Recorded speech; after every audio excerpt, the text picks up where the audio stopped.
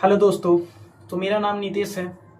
मैं आप लोगों के बीच आया हूँ बिहार केसरी न्यूज नेटवर्क पे, और आप लोगों के बीच ही सोचनीय गंभीर मुद्दा लेकर के आया हूँ, जो कि है शिक्षा की। हमारे देश में और हमारे राज्य में क्या चल रहा है शिक्षा से रिलेटेड। कहते थे बाबा भीमराव अम्बेडकर कि शिक्षा शेरनी का वो दूध है जो पिएगा वही दहाड़ेगा। अरे मोदी चाचा, अभी कहाँ करवा रहे हो नीतीश चाचा?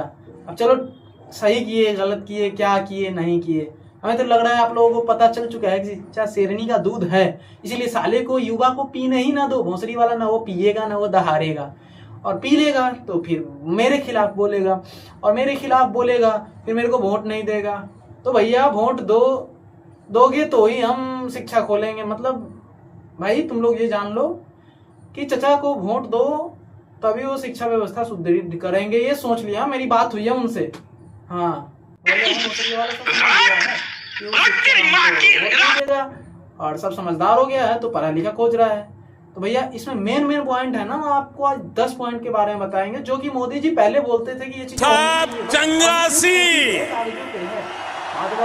हमारे और आपके बीच न थे, न आए और न होंगे। और जो बंदे अगर पढ़ रहे हैं ना, लिख रहे हैं, पढ़ रहे हैं, उनको कुछ नहीं मिलने वाला है, उनको बस मिल रहा है ये बिक गई है। तो इनमें हम बात करेंगे सबसे पहला, जो कि है हमारा जीडीपी।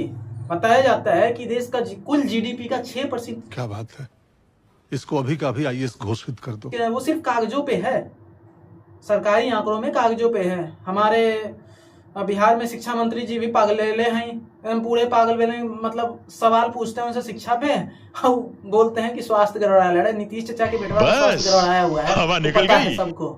तो और यहाँ तो गजब सिस्टम है भैया कि जिनका खुद स्वास्थ्य सही नहीं हो उन्हीं को स्वास्थ्य विभाग दे दो, जिनका खुद पर्यावरण में पेड़ कटाई में वो उनको पर्यावरण। तो भैया बिहार का और पूरे भारत का बंटाधार है, ये तय है।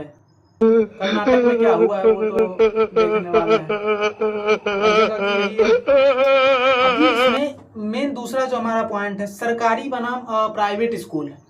जो हमारा प्राइवेट स्कूल जो है उनमें अफसरों सरकारों के एक भी बच्चे सरकार के जो सरकारी स्कूल में पढ़ते हो नहीं, वो हमारे लिए है, हम गरीबों के लिए हैं।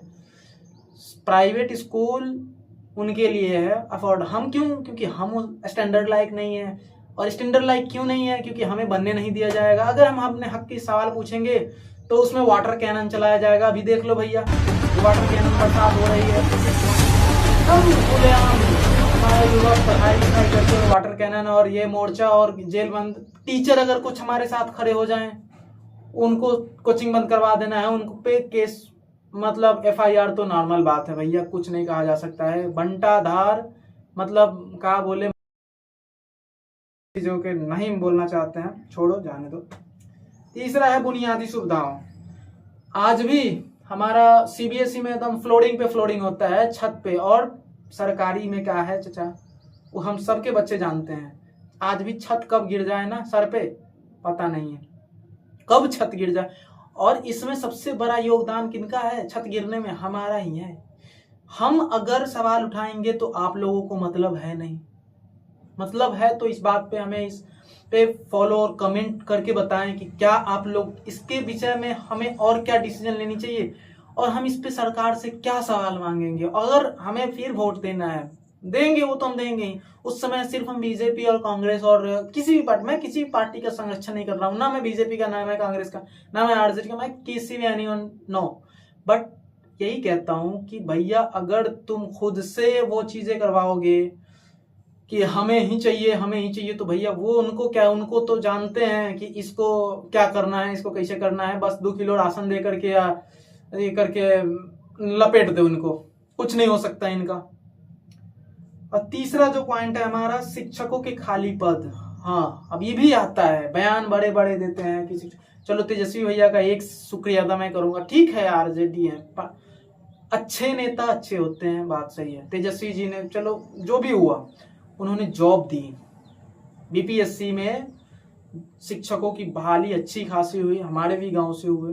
भैया हम बिहार से आते हैं, मुजफ्फरपुर से, हमारे भी गांव, मतलब हमारे सर लोग लगे, हमारे अपने रिलेशन वाले भी जो तैयारी करके बैठे थे, जिन्होंने मेहनत किया था उनकी जॉब लगी। और अभी का क्या हाल है बंटाधार देख लीजिए, एक वैकेंसी नहीं है भाई, पूरा मार पड़ रहा है, धक्का धूम एकदम, कैसे होगा क्या होगा बोलो। ये लोग पैसे लेकर के, अब ये भी कह दो गुंडा है, ये भी पाकिस्तान से आए हुए है ना, पाकिस्तानी है ये लोग।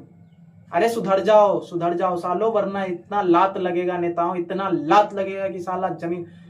और इसमें सबसे बड़ा भूमिका किसका है पता है? हमारे देश के और हमारे बीच के भाई जो जाते हैं ना आर्मी में और पुलिस में।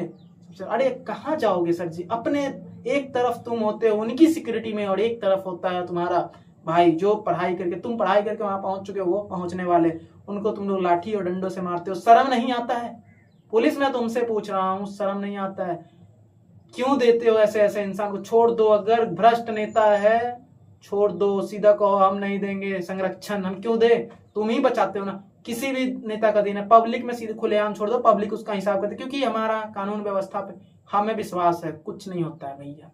यहाँ सबको पता है 2-4 मर्डर, एक भी नेता मतलब कुछ है, लेकिन बताओ मतलब 100 नेता में से 80 नेता जो हैं उन पे 10 मुकदमे, 5 जो अभी हमारे सीएम साहब बने हैं, क्या कहें, डर लग रहा है कहीं बुलडोजर न चलवा दे, उन्हीं पे मुकदमा लेके चल रहा है।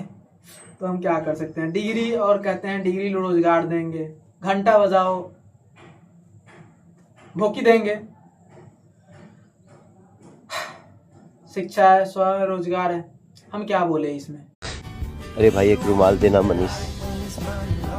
देखो मैं रो नहीं रहा हूँ, मैं खुशी में मेरे आंसू निकल रहे हैं ना, मुझे बहुत गर्व है।